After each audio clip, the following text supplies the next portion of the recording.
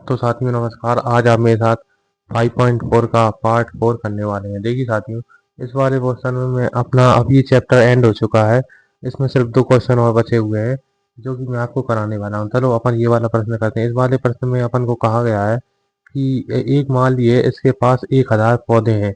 इन पौधों को इस प्रकार लगाना चाहता है कि पंक्तियों की संख्या और कॉलम की संख्या समान रहे।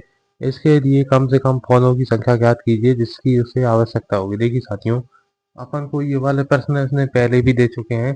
5.3 के लास्ट प्रश्न थे वो भी इसी प्रकार के थे। तो इन प्रश्नों को हल करने के लिए अब करना क्या होगा, देखिए पहले जो जो चीज दी गई है उनको लिख दीजिए।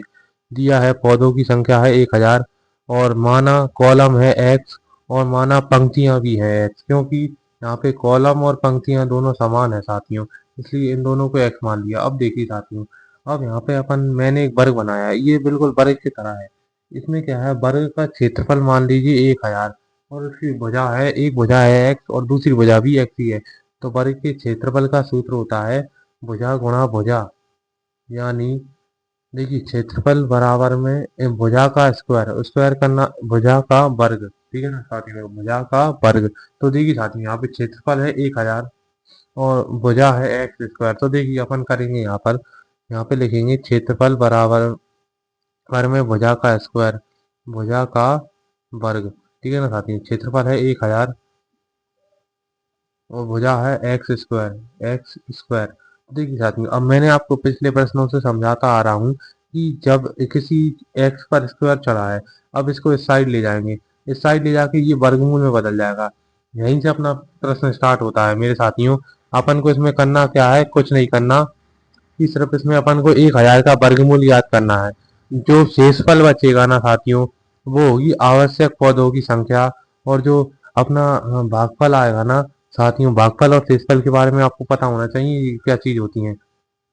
देखिए ठीक है ना साथियों, जैसे ये इसका पार्ट 1 5.3 में इसका देखिए साथी 5.4 का पार्ट 1 जाके देखें, क्योंकि अगर आपको भाग विधि नहीं आती ना तो आप ये समझ नहीं पाएंगे मैं ये कैसे हल कर रहा हूँ। देखिए साथी, पर आपके पास 100 बचा, फिर ये तीनों तीन जोड़ते हैं कितने हो जाते हैं, 6 हो जाते हैं।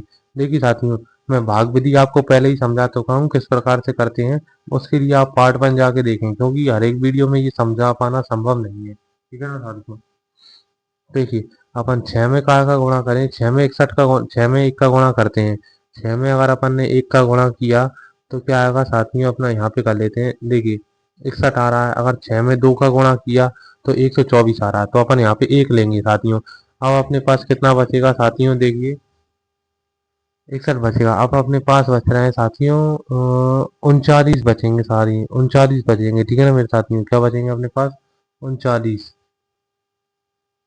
39 बचेंगे। तो अपन देखिए साथियों, अपने पास शेषफल आया 29, सॉरी ये गलती हो गया मुझसे, 29 नहीं 39 आएगा यहाँ पर, ठीक है ना साथियों, 39 आएगा यहाँ पर। देखिए अब अपने पास आंसर आ चुका है। अपने पास आवश्यक पौधों की संख्या है 39, ठीक है ना साथियों। उसी तरह अपने पास जो आवश्यक पौधों की संख्या कितनी है साथियों, ये देखिए लिखा हुआ है ना, वो कम से कम पौधों की संख्या ज्ञात कीजिए जिसकी उसे आवश्यकता हो। मैं इसको यहाँ पे मिटा के लिखता हूँ। देखिए आवश्यक पौधों की संख्या होगी 39, ठीक है ना साथियों।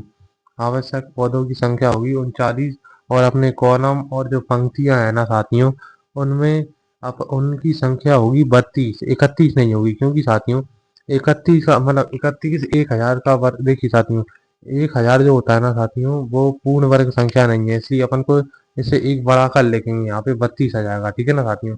ये देखिए, अगर आपने मेरी देखिए अगर आपने 5.3 के आखिरी वाले क्वेश्चन किए होंगे ना, तो ये आपको समझ में आ रहे होंगे कि ये मैं क्या कर रहा हूँ, ठीक है ना साथियों। कोई बड़ी बात नहीं है, सरल सा ही प्रश्न है, आपको मैंने बता दिया किस किस तरह से करना है। देखिए पहले तो अपन को पौधों की संख्या लिख लेनी है, फिर अपन कॉलम को एक्स लिखना है, फिर इसमें वर्ग के क्षेत्रफल का सूत्र लगाना है, फिर उसका जो वर्गमूल कर देना, वर्गमूल करने पे जो आंसर आए वो अपना आंसर हो जाएगा, ठीक है साथियों। उसी तरह नौ वाला प्रश्न है, नवा प्रश्न है। नवा प्रश्न में क्या है साथियों, देखिए इसमें लिखा है कि एक विद्यालय में, इसमें लिखा हुआ है कि एक विद्यालय में 500 विद्यार्थी हैं। क्या है साथियों, एक विद्यालय में 500 विद्यार्थी हैं। पीटी के अभ्यास के लिए हम इस तरह खड़ा किया गया है कि पंक्ति में की संख्या कॉलम की संख्या के समान रहे। इस व्यवस्था को बनाने में कितने विद्यार्थियों को बाहर जाना होगा। इसमें भी कुछ नहीं करना है, इसमें 500 का वर्गमूल करना है। देखिए साथियों, यहाँ पे लिखेंगे विद्यार्थियों की संख्या है 500, कॉलम की संख्या x और पंक्ति की संख्या x। और फिर अब अपन क्या करेंगे, वही वर्ग बनाएंगे। यहाँ पे लिखेंगे व्यवस्था बनाने के लिए बाहर जाने वाले विद्यार्थियों की संख्या ज्ञात करनी है। मतलब 500 में से कितने विद्यार्थी कम करने पड़ेंगे अपन को, ठीक है ना साथियों। इसमें सिर्फ 500 का वर्गमूल करना है, जो शेषफल बचेगा उतने विद्यार्थियों को बाहर कर देना, और जो अपना भागफल आ रहा है उसमें एक बढ़ाकर पंक्तियों की संख्या कर देना, ठीक है ना साथियों।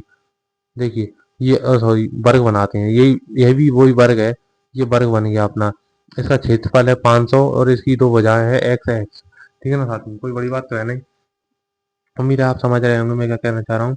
यहाँ पर देखिए वही भुजा का स्क्वायर करेंगे, मतलब भुजा स्क्वायर एक्स का स्क्वायर। देखिए एक्स स्क्वायर ऐसे हो रहा है साथियों, अपन अगर एक्स का एक्स में गुणा करेंगे ना तो अपने पास एक्स स्क्वायर ही आएगा, ठीक है ना साथियों। अब यहाँ पे 500 का वर्गमूल करिएगा, 500 का वर्गमूल करेंगे तो आपको पता है क्या होने वाला है। यहाँ पर 500 का वर्गमूल करेंगे, नहीं नहीं सॉरी 500 का नहीं, 5 का जोड़ा बनेगा और एक जीरो जीरो का जोड़ा बनेगा। 5 का जोड़ा बनेगा तो 4 लेंगे अपन, 4 लेंगे, 4 का वर्गमूल होता है 2, तो 2 को अपन 3 जगह लेते हैं, एक यहाँ पर। देखिए फिर क्या हुआ, ये 2 और 2 जोड़े 4 होगा, ठीक है ना साथियों। देखिए यहाँ पे क्या होगा, 4 एक 100 आ गए। 100 का वर्गमूल साथियों 84 आया। दो में अगर देखिए 4 में अगर 2 का गुणा किया तो 84 आ रहा है, और अगर 4 में 3 का गुणा करेंगे तो 100 से ज्यादा होंगे, जो अपन ले नहीं सकते। अपन 84 लेंगे। ये देखिए साथियों, यहाँ पर क्या हो रहा है कि यहाँ पर दो दो लिखने पे यहाँ पे देखिए दो ही लिख देंगे, ठीक है ना साथियों। दो दो और यहाँ पर भी दो, ठीक है ना साथियों। 84 आ रहा है, अपना शेषफल बचा 16, शेषफल बचेगा 16, है ना। 100 में 84 है तो 16 बचते हैं, तो ये अपना यही आंसर हो जाएगा। अब व्यवस्था बनाने के लिए कितने विद्यार्थियों को बाहर निकालना होगा, वो होंगे 16, और अपनी पंक्ति और कॉलम की संख्या होगी 22 22, ठीक है ना साथियों। चलो मिलते हैं आपको अगले पार्ट में, चलो धन्यवाद साथियों।